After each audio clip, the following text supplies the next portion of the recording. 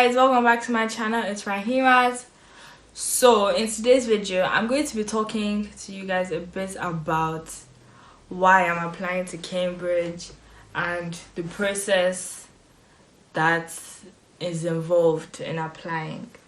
So if you didn't already know, I am planning to apply to Cambridge for law for next year, so for 2021.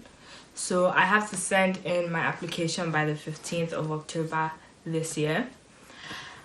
And anytime I say that I'm applying to Cambridge, everyone is always like, oh, why are you applying to Cambridge? And everyone thinks it's only for the name, you know. But personally, before I came to England, so before year 11, before then, I never even thought of Cambridge as an option.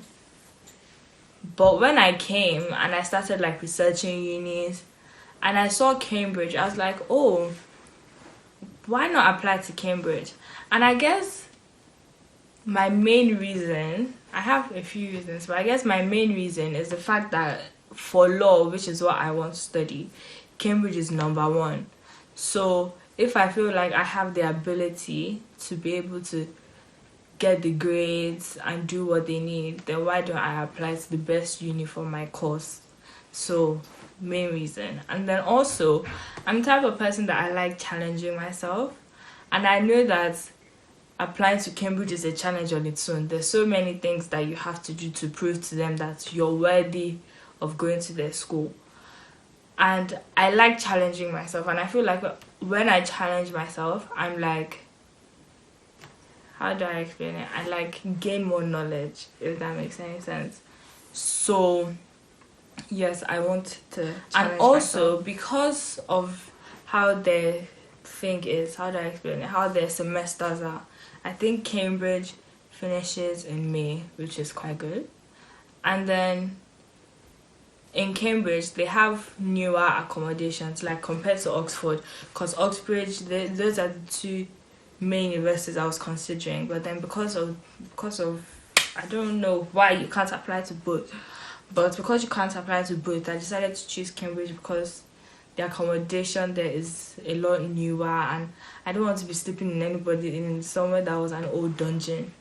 So anyways, so yeah, I think that's basically why I'm applying to Cambridge. And also, it's just it has a good reputation. I can't say that isn't one of my deciding factors.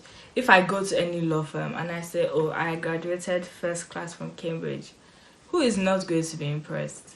Everybody's going to be impressed. So I feel like it's also just a stepping stone for success.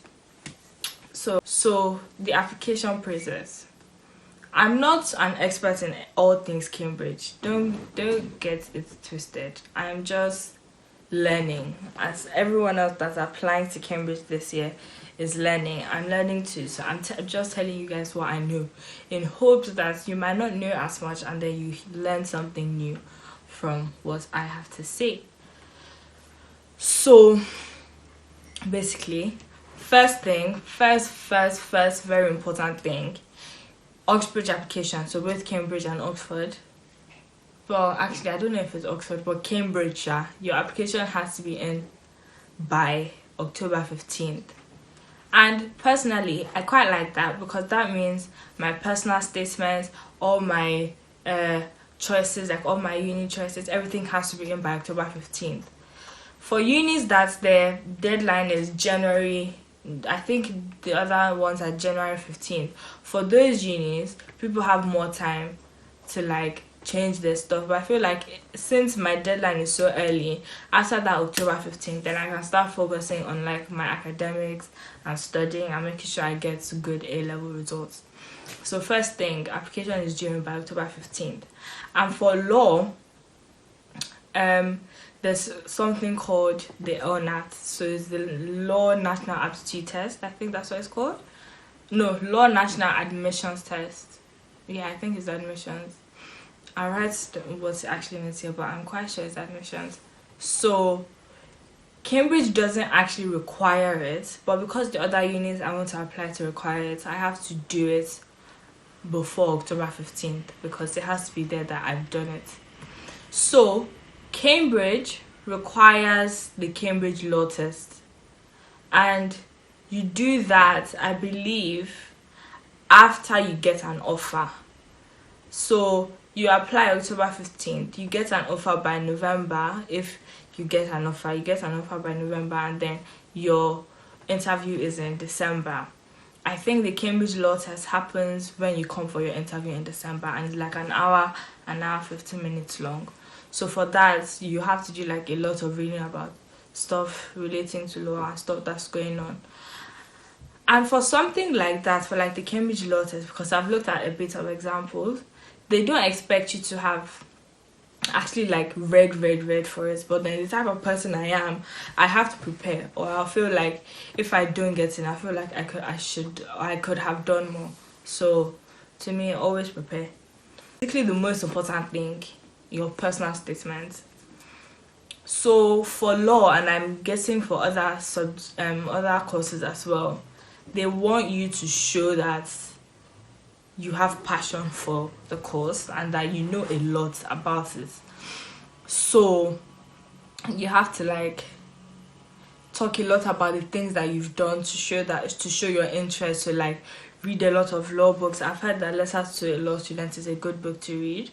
And then also like do work experience, and do like, if there's a law society in your school, just participating in things like that. And then obviously your academics has to be top notch. You always have to be like top 3 in all of your classes, top 2 or top 3, to show that you're academically sound. Because from what I've heard, Cambridge it's not easy. So they want to know that you'll be able to handle whatever they throw at you. And also in your personal, guys, disclaimer, before you guys only watch my video and say, oh, it's only Raimat's video I'm gonna use before I apply to Cambridge, please don't do that. There's so many videos of people that apply to Cambridge. I'll even link some in the description below so you guys can watch it, like Ibsmo, and I think her name is Daniela something, I can't remember. But there's so many videos that you can watch about applying to Cambridge. So watch those as well. Don't just watch mine. I've also heard that in your personal statement, it's very good to like say, to like, how do I explain this? To say how the subjects that you're doing in school can help you in the course that you want to study. So for example, history. In history, we're going to be doing Henry II and the Angevins, and we're like looking at how like some laws that we have now, how they came about. So something like that, I can use it to like explain how doing history is beneficial to me. So something else that's also important is your personal your word count. Basically, I think the only way to apply is through UCAS. If I'm wrong, please let me know in the comment section below. But I think the only way to apply is through UCAS. So if you're applying through UCAS, your personal statement can only be 500 words. And I think I've heard that for Cambridge, they want 80% academics or like stuff like that, and then 20% extracurricular, or like 70-30 or 80-20. So something like that. So make sure that you do that. And your word limit has to be 500 words. So you have to make sure that you really don't like what they call it, ramble, like I'm doing. Don't ramble, like just go straight to the point, and don't use any cliche, what they call it, the starting line. That starting line is so important. Don't do any cliche starting lines. So I think that's all. I'm going to be like making more videos about the process as I'm going along. I've just started my personal statement and I've started prepping for the LNAT. So if anyone has any questions about anything, please don't hesitate to ask. My social media details will be in the description below, and they'll also be on the screen down here. I think maybe down here. Yes. So yes, comment down below other videos that you would like me to make. If you want me to make more academic videos or more fun videos, just comment down below. So thank you guys for watching. Make sure you like, comment, share, and subscribe. because I speak English. Make sure you like, comment, share, and subscribe. Make sure you turn on your page notification bell. That bell down there, yeah, turn it on. Click it so you can be notified anytime I post a new video. Thank you guys for watching, and I'll see you guys next time. Bye.